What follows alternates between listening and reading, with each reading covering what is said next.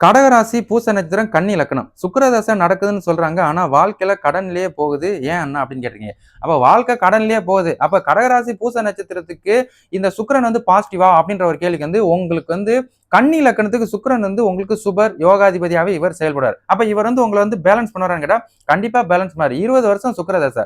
அப்ப சுக்கிரன் வந்து உங்களுக்கு திசையை ஸ்டார்ட் பண்ணிட்டார் அப்படின்னா சுக்கிரன் வந்து உங்களை என்ன பண்ணுவார் அப்படின்ற ஒரு கேள்வி உங்களுக்கு வருது பாத்தீங்களா?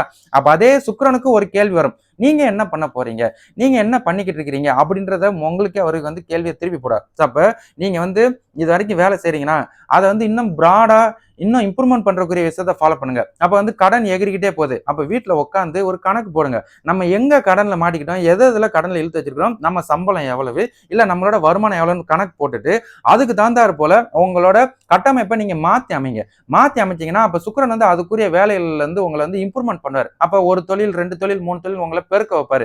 இல்ல வியாபார நுணுக்கமா உங்களுக்கு குடுத்து அதன் மூலியமா வந்து நல்ல ஒரு ப்ராஃபிட்ஸ ஏற்படுத்துறாரு. அப்ப நல்ல பணம் வர வர இருக்கிற கடன்லாம் நீங்க அடைக்க ஆரம்பிச்சிருங்க. அப்ப இருக்கிற கடன்லாம் அடைக்க ஆரம்பிச்சிருக்கிறோம். அப்ப சுக்கிரதசை நீங்க கண்டிப்பா வாழ்வீங்க அப்படின்னு உங்களுக்கு ஞாபகப்படுத்திக்கிறேன். அப்ப சுக்கிரதசை ஆரம்பிச்சிருச்சு அப்படிங்கும்போது வந்து சுக்கிரன் ஏதாவது செய்வார் அப்படின்னு சொல்லிட்டு நீங்க வீட்டிலேயே உட்கார்ந்தீங்கன்னா கண்டிப்பா எதுவுமே நடக்காது.